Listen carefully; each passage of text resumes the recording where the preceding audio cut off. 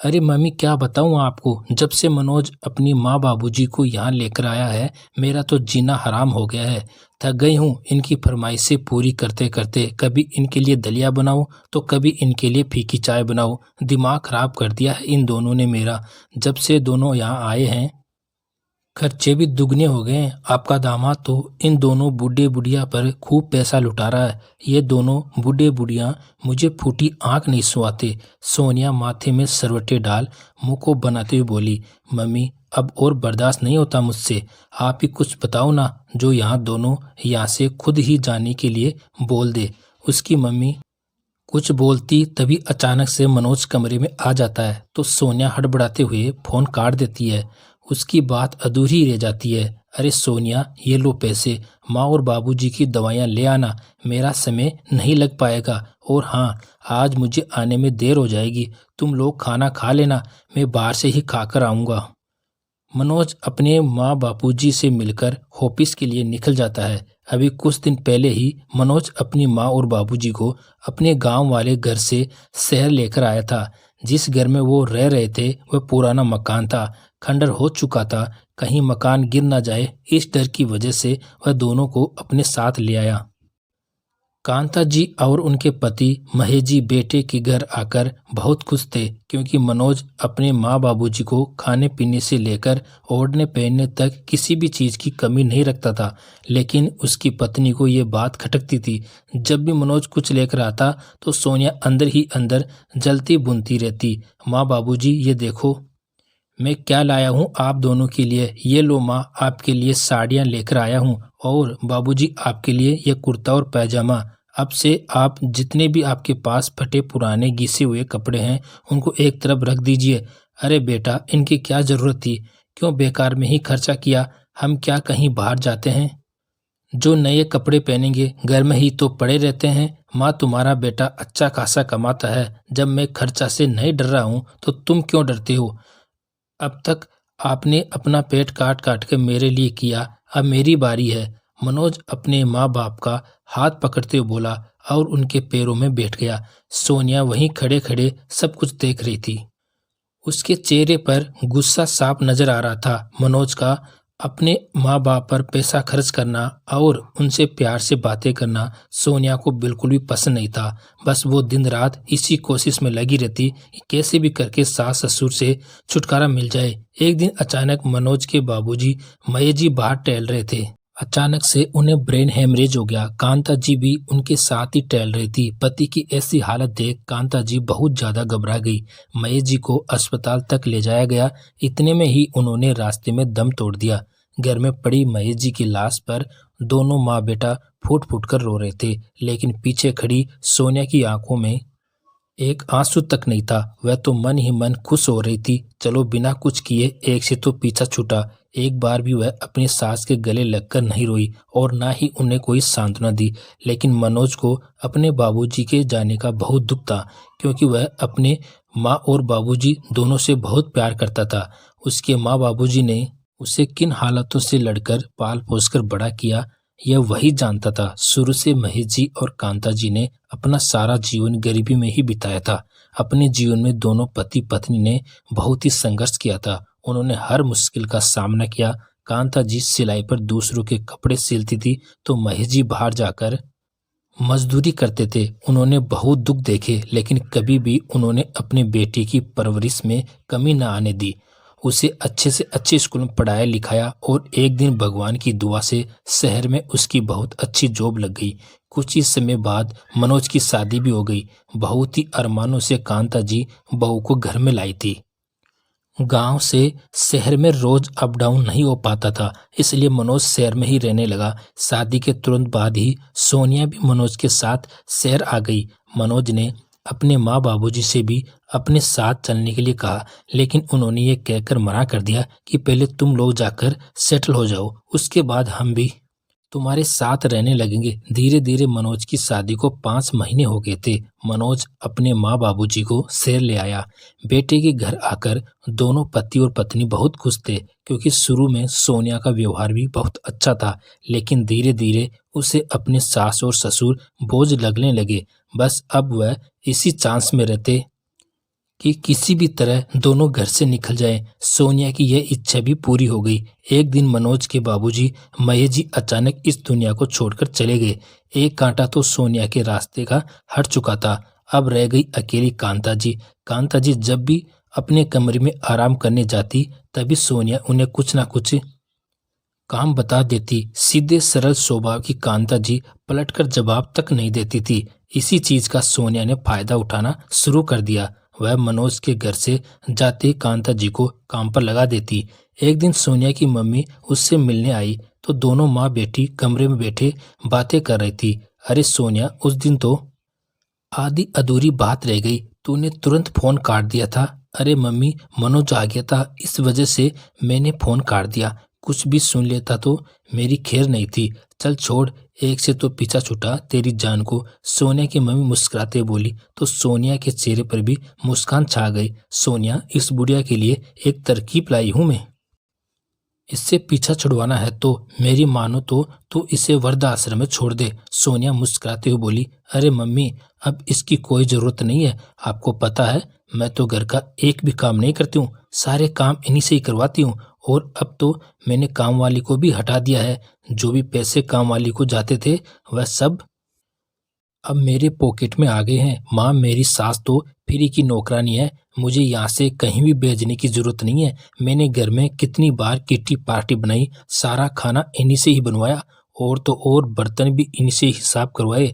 अरे वाह सोनिया, तूने तो कमाल कर दिया, इतना दिमाग तो मैंने भी नहीं लगाया था। दोनों माँ बेटी कमरे में बैठी हंस हंस कर बातें कर रही थी, लेकिन चाय की ट्रे हाथ में लिए बाहर खड़ी कांता जी बहू की बातें सुनकर उनकी आंखों में आंसू आ गए। शाम को जब मनोज घर आया तो अपनी माँ का उदास चेहरा देख पूछ बेटा, क्या हुआ माँ, आप इतनी उदास क्यों हो? कुछ नहीं बेटा, बस तेरे बाबूजी की याद आ रही थी। कांता जी अपने आंसू को पोंछते हुए बोली तो मनोज की भी आंखों में आंसू आ गए। उसने अपनी माँ को समझाया, सांत्वना दी और थोड़ी देर उनके साथ सुख दुख की बतलाकर वह अपने कमरे में चला गया।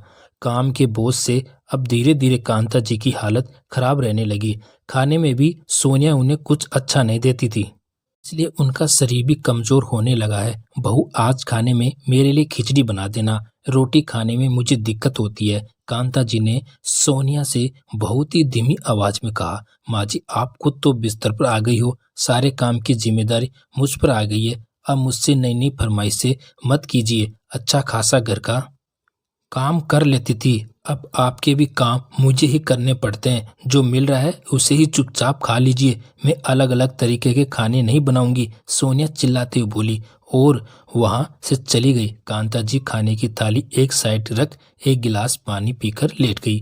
आज अपनी हालत को देख उन्हें बहुत रोना आ रहा था।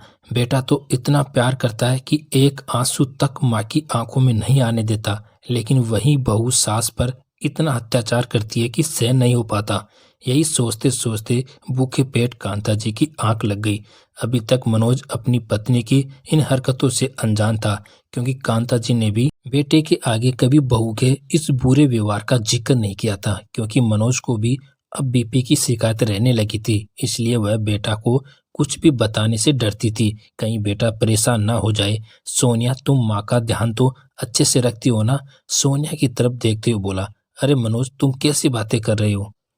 मैं माँ जी का पूरा ध्यान रखती हूँ, उन्हें समय पर दवाई देना, खाना देना सब मैं अच्छे से करती हूँ। आप बस अपने काम पर फोकस रखो, आप घर की चिंता मत करो। इतना मीठा मीठा बोलकर सोनिया मनोज को सच्चाई का पता नहीं लगने देती थी। मनोज अपने ऑफिस चला गया। आज ऑफिस में एक वर्कर की मौत हो गई थी, जिसकी वजह से ऑफिस की छुट्टी करनी पड़ी। वह ऑफिस के घर की तरफ लौट ही रहा था। रोज की तरह सोनिया ने कांता जी को खाने में 2 सूखे ब्रेड पर जाम लगाकर दे दिया। जब कांता जी ने बहू से कहा, बहू मैंने सुबह से कुछ नहीं खाया है, अगर तू खिचड़ी नहीं बना सकती तो ब्रेड की जगह मुझे 2 रोटी दूध में भिगोकर दे दो, मैं उससे खा लूंगी। इतना सुनते ही सोनिया को गुस्सा आ गया। बुढ़िया, मैंने कितनी बार कहा है, जो मिल रहा है वह चुपचाप खा लो, फिर एक बार की सुनाई नहीं देता। और दूध तो ऐसे मांग रही हो जैसे कि कितना काम करती हो घर का। बहू, अब तक घर के सारे काम तुमने मुझसे ही तो करवाए हैं, आज मैं बिस्तर पर आ गई तो तुम मुझे एक एक चीज से तरसा रही है, कहते हुए कांता जी की आंखों में आंसू आ गए। हाँ, जब तुम घर का काम करती थी, लेकिन अब बिस्तर पर हो, इसलिए खाने को भी मेरे हिसाब से ही मिलेगा। सोनिया उन पर बुरी तरह चिल्लाते हुए बोली। दरवाजे के बाहर खड़ा मनोज, जो कि घर आ चुका था, पत्नी के इस रूप को देखकर दंग रह गया। उसे अपनी आंखें और कानों पर विश्वास नहीं हुआ। अपनी माँ को ऐसे पत्नी के आगे खाना मांगते देख उसकी आंखों में आंसू आ गए। पता नहीं ये बुढ़िया कब मरेगी, इसने मेरा जीना हराम कर दिया है, कहते हुए जैसे ही सोनिया कमरे से बाहर आने लगी थी, दरवाजे पर मनोज को देख उसके होश उड़ गए। सोनिया बुरी तरह घबरा गई। अपनी माँ की ऐसी हालत देख मनोज से बिल्कुल बर्दाश्त नहीं हुआ और उसने 2 थप्पड़ खींचकर सोनिया की गाल पर रख दिया। कितना ख्याल रखती हो तुम मेरी माँ का, यह मैंने आज देख लिया है। अरे कम से कम इन बुढ़ापे की तो शर्म करती। घर के सारे काम माँ करती थी और तुम मेरे ऑफिस से आते ही रोज यही कहती कि मैं आज काम करके बहुत थक गई हूँ, बहुत काम करती हूँ। एक एक रोटी के लिए तुमने मेरी माँ को तरसा दिया है। मेरी माँ बाबूजी ने किन परिस्थितियों से लड़कर मुझे यहाँ तक पहुँचाया है, इसका तुम्हें अंदाजा भी नहीं होगा, क्योंकि तुम ठहरी अमीर बाप की घमंडी औलाद, और तुझ जैसे घमंडी औरत को कैसे सबक सिखाया जाता है ये मैं अच्छे से जानता हूँ। अपनी माँ के लिए मैं खुद अकेला ही काफ़ी हूँ। ना मेरी माँ को तेरी सेवा की ज़रूरत है और ना ही मुझे तेरे साथ की। मनोज, ये कैसी बहकी बहकी बातें कर रहे हो तुम? मुझसे गलती हो गई। नहीं सोनिया जी, एक बार की गलती को मैं दोबारा मौका नहीं देना चाहता हूँ। तुम अभी की अभी अपना सामान पैक करो और जाओ यहाँ से। कांता जी बोली, बेटा क्यों मेरी वजह से तुम दोनों झगड़ रहे हो? मेरी तो थोड़ी ही बहुत सांसें बची है, तुम्हें तो पूरा जीवन साथ निभाना है। नहीं माँ, मैं इसके साथ अपना जीवन नहीं निभा सकता। अगर आप मुझे इसके अत्याचारों के बारे में पहले ही बता देती तो आज आपकी ये हालत नहीं होती। इसने आप पर खूब अत्याचार किए, आपसे नौकरों की तरह घर के काम भी करवाए। अब जितने दिन की भी आपकी सांसें हैं, मैं आपकी सेवा करूंगा। इस पर भरोसा करके मैंने बहुत बड़ी गलती की।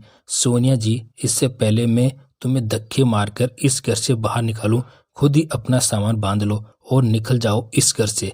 मेरी और इस घर की तरफ कभी पीछे मुड़कर मत देखना। मनोज, तुम ऐसा नहीं कर सकते। मेरी शादी हुई है तुमसे और तुम इस तरह मुझे नहीं छोड़ सकते। मेरा भी इस घर पर अधिकार है। सोनिया पूरे जोश में भरकर बोली तो मनोज एक जोरदार थप्पड़ उसके गाल पर रखते हुए बोला, कैसा अधिकार? जब मैंने ही तुमसे अपने सारे रिश्ते खत्म कर दिए हैं तो इस घर पर तुम्हारा कैसा अधिकार है? 2 दिन बाद तलाक के पेपर तुम्हारे घर पहुंच जाएंगे। अब खड़े खड़े मेरा मुंह मत देखो, फटाफट सामान बांधो और दफा हो जाओ यहाँ से, क्योंकि एक पल भी मैं तुम्हें यहाँ बर्दाश्त नहीं कर पा रहा हूँ। मनोज का चेहरा गुस्से से एक कदम लाल हो गया। सोनिया फटाफट अपना सामान बांध और मनोज ने उसका हाथ पकड़ घर से बाहर कर दिया। सोनिया के जाने के बाद मनोज ने अपनी माँ की खूब सेवा की। उनके शरीर में बहुत कमजोरी आ चुकी थी। मनोज ने अपनी माँ के इलाज में कोई कमी ना आने दी। धीरे धीरे उनकी हालत में सुधार आने लगा था। लेकिन एक दिन मनोज अपनी माँ के बालों में तेल डालकर कंघी कर रहा था कि अचानक कांता जी के सीने में दर्द उठा और वह वहीं बैठी बैठी बेटे की गोद में लुढ़क गई। डॉक्टर के पास जाने तक का भी समय नहीं दिया। आज पति की तरह कांता जी भी भगवान को प्यारी हो गई। मनोज ने एक बेटे होने का पूरा पूरा फर्ज निभाया। उसके माँ बाप के प्रति जो फर्ज थे वह उसने बखूबी निभाया। तो कहानी कैसे लगी